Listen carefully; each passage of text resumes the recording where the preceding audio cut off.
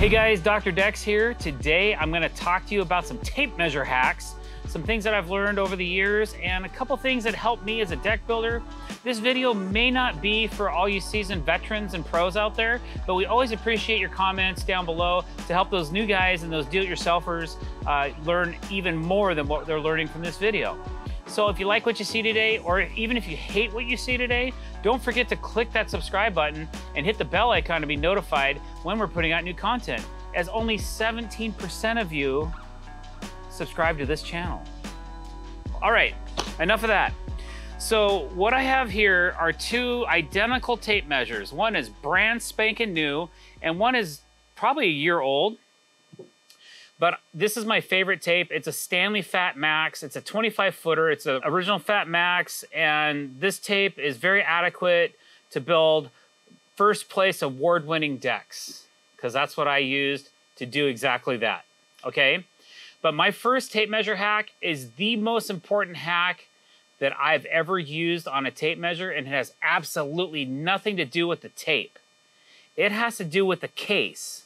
And what I put on the case is this scratch pad right here, okay? So this scratch pad, you can see this one's old and dingy. These are invaluable. You're not looking for something to write on anymore because you're writing right on the scratch pad. So basically what you do, you just wipe it off. I usually spit on it. I'm not gonna do it on camera, but I just, you can use water, whatever, rubbing alcohol, but basically you have this scratch pad. Okay, so where do you get these? We'll put a link in the description below, but or put it on the screen, son, if you want, whatever. It's called Fast Cap, and I can't remember the name, just like tape measure scratch pad or something like that. But when you're writing down a lot of measurements, it's not a lot of space. You learn to write small on these things, but like 14 3/4. All right, now I can go back to the chop saw, off my ladder, down the stairs, talk to the raccoons and the squirrels and the birds, and get back to the chop saw and go, oh man, what was my measurement? It's 14 3/4. Okay, I'll call out several measurements to somebody and say, hey man, cut me 2 at 3 5/8, cut me 1 at 9 7/16, or 3 1/4 plus. And as I'm doing that, the guys are writing all this stuff down on their tape. And I buy these in bulk. I buy, I think, 20 or 25 per pack in a blister pack. And we put them on every single tape measure except for brand new ones. This one, we'll get one when it goes to the job site. That is probably the best hack I can offer you, is that scratch pad. All right. Now, with that being said, a couple other cool hacks that I've learned over the years. We're going to start with a couple, we'll say these are tricks, and then we'll get into a couple of functions that I use on my tape just for like deck board, or maybe not deck board layout, but joist layouts and things like that. And it's really just simply deductions that will help you get this figured out. So this is a hack that DJ Studio Man showed me, and I thought it was pretty cool. If you want to find the center point of any particular plank, let's just say this, I already know the width of this board, but let's say I didn't know the width of this board. Okay, and I want to take a measurement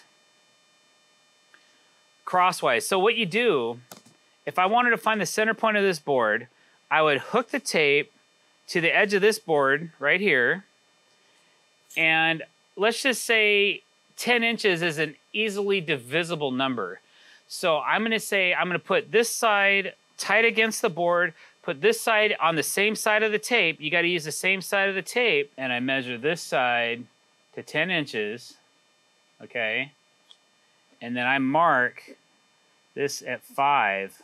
Half of 10 is 5. That should give me the center point of this board, or very close to it. So I got 2 3/4 there, and 2 3/4 there. So this board is 5.5 inches wide, so half of 5.5 is 2 3/4.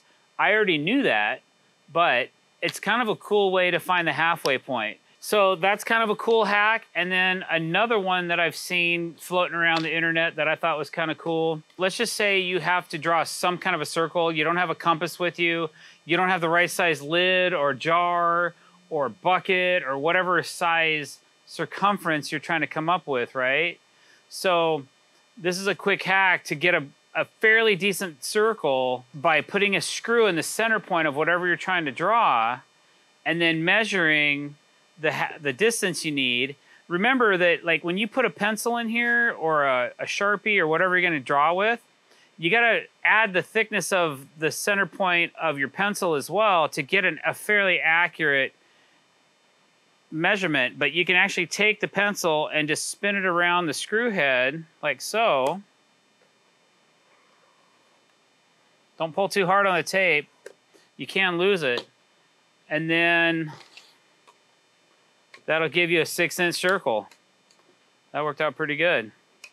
So that's one cool way to create a hole. Like I cut these out like for either can lighting when I'm doing softening, speakers when we're doing softening, sometimes downpipes are around, so we're doing it for those as well.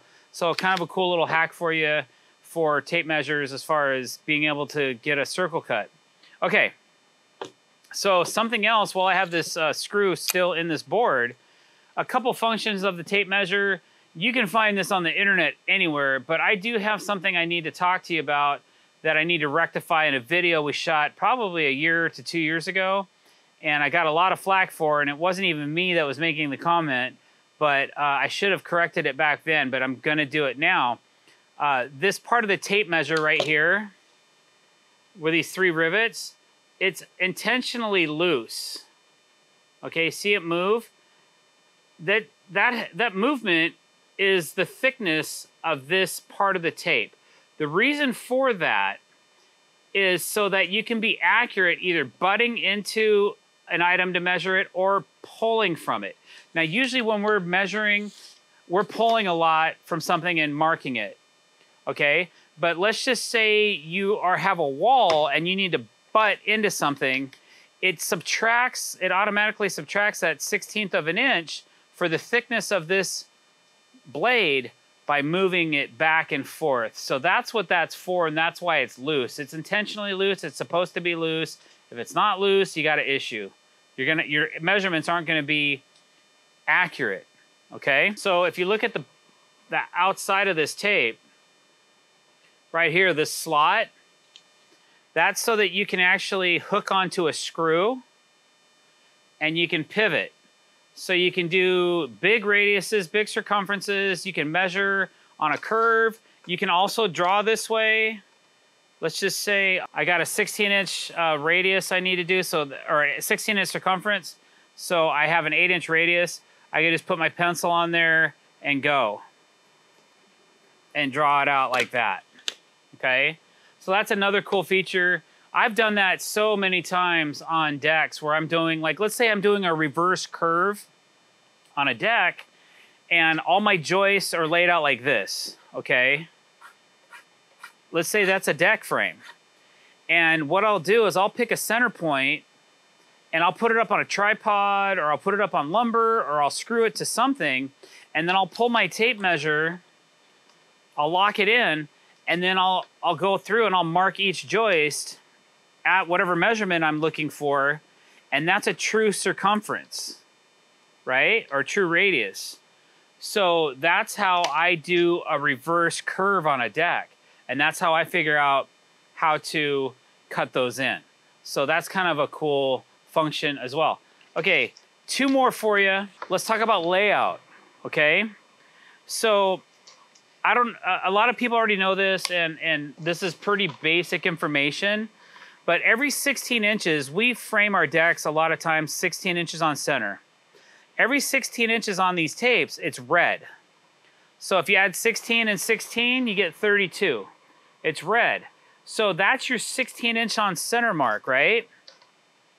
That's great, but a lot of decks are not 16 inches on center. I'm not the kind of deck builder that builds a deck. Let's just say the deck is 142, okay, 142 inches. And if you're going to lay everything out 16 inches on center, it'll be 16, 32, 48, all the way up to 142, but then your last joist bay is gonna be shorter. That drives me crazy. So what I do one of two things. I use a construction calculator a lot now, or the old school way for me to do a layout would be to figure out mathematically, like, what do I need on center?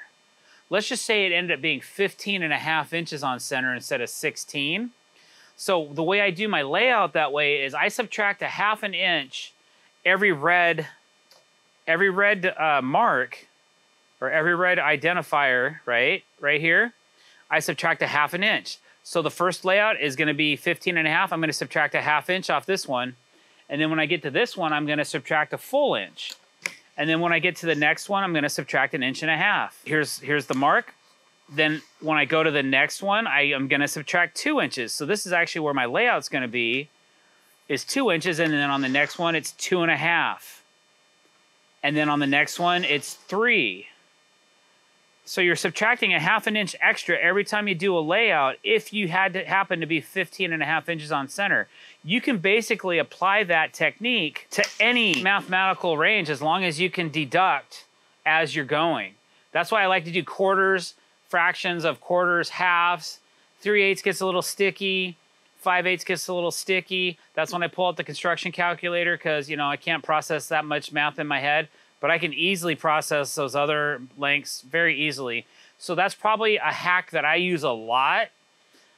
First off, this thing right here, and then like deducting a 1/2 inch per red mark and adding an extra 1/2 every time I do a mark. I've been very successful doing it that way as well. All right, guys. Now, the last one I have for you has nothing to do with tape measure, but you've been seeing me do this, right?